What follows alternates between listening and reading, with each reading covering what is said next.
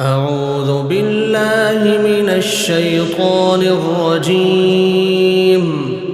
بسم الله الرحمن الرحيم.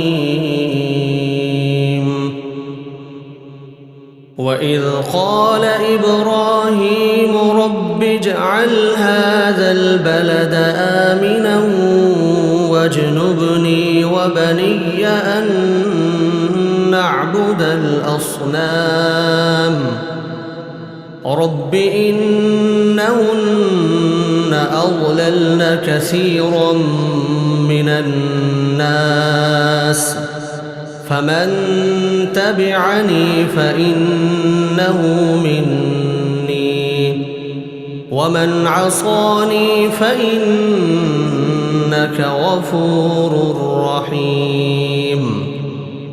ربنا إني أسكنت من ذريتي بواد غير ذي زرع عند بيتك المحرم ربنا ليقيموا الصلاة فاجعل أفئدة من الناس تهوي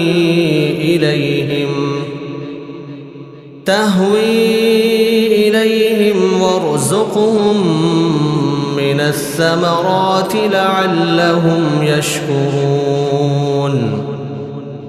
ربنا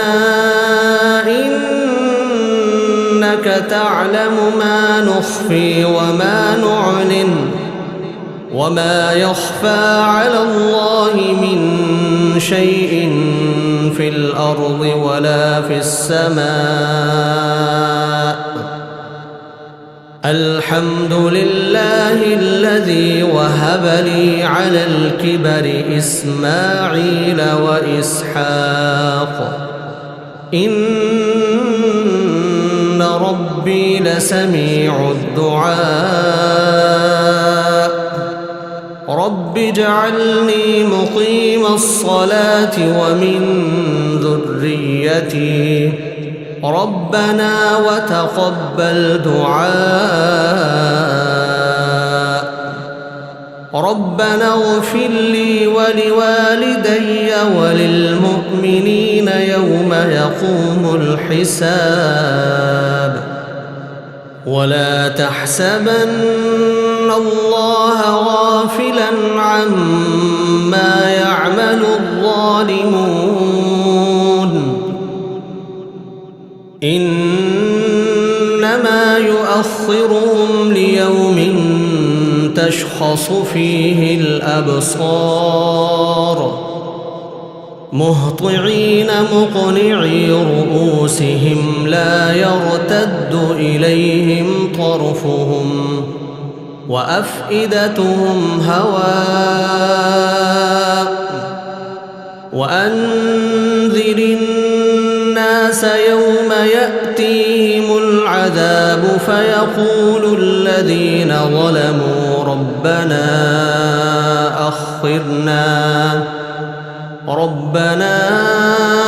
أخرنا إلى أجل قريب نجب دعوتك ونتبع الرسل.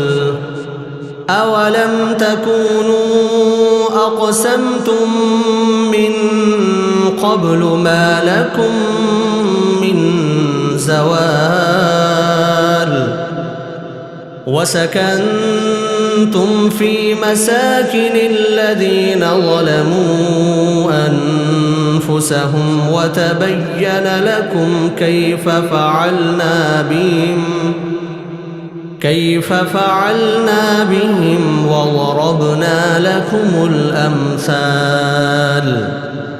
وقد مكروا مكرهم وعند الله مكرهم وإن كان مكرهم لتزول منه الجبال. فلا تحسبن الله مخلف وعده رسله إن الله عزيز ذو يوم تبدل الأرض غير الأرض والسماوات وبرزوا لله الواحد القهار وترى المجرمين يومئذ مقرنين في الأصفاد سرابيلهم من قطران وتغشى وجوههم النار ليجزي الله كل نفس ما كسبت إن الله سريع الحساب هذا بلاغ للناس ولينذروا به وليعلموا